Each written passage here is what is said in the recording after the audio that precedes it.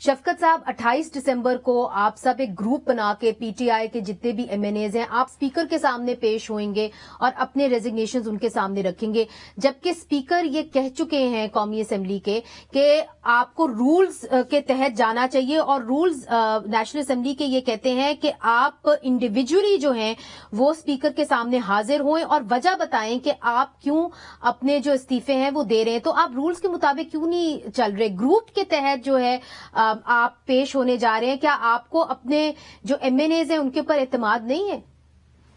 नहीं, बिल्कुल एतमाद है। और स्पीकर तो सुना है कि वैसे ही बाहर कहीं चले गए हैं, गायब हो गए हैं। लेकिन बात यह है कि असल मसला क्या है। असल मसला समझ लें तो बाकी चीजें तो डिटेल है। असल मसला ये है कि नून लीग, पीपल्स पार्टी और ये जो पीडीएम है, 14 जमातें, ये इतने घबराते हैं इलेक्शन से। इन्होंने लोकल गवर्नमेंट इलेक्शन पोस्टपोन कराए कराची में, अब इस्लामाबाद में लोकल गवर्नमेंट इलेक्शन पोस्टपोन कराए। इनकी बिल्कुल ख्वाहिश नहीं है कि किसी किस्म का जो इलेक्शन है वो हो, और इसकी वजह से ये इतने परेशान हैं कि ये कोई ना कोई बहाना बनाते हैं कि जी इलेक्शन किसी तरह अवॉइड किया जाए। इन्होंने 8-10 सीटें नेशनल असेंबली की जो थी वो उनको एक्सेप्ट किया और उसमें आपने रिजल्ट देखा, 8 थी खैर गालिबन, तो 7 में इमरान खान साहब जीत गए। सो इसलिए ये अवॉइड करेंगे हमारी रेजिग्नेशंस को एक्सेप्ट करना। लेकिन हमने रिजाइन किया हुआ है और हम 28 को भी जाएंगे।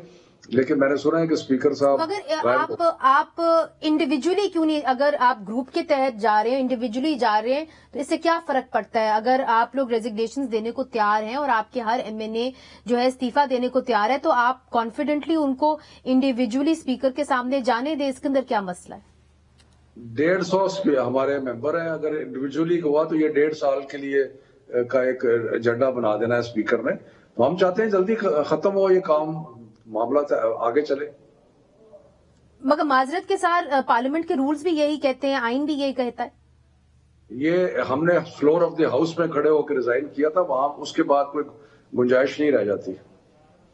शफकत साहब, नून लीग की क़यादत ने यह भी तनकीद की है पाकिस्तान तहरीके इंसाफ के एमएनएज के हवाले से कि जो पार्लियामेंट लॉजेस के अंदर उनको अकोमोडेशन दी गई है वो अभी तक इस्तेमाल कर रहे हैं, और अगर आपने ये फैसला कर लिया है कि जी आपने इस्तीफा देना है नेशनल असेंबली से, तो फिर ये जो अकोमोडेशन दी गई है वो किस हैसियत में इस्तेमाल की जा रही है?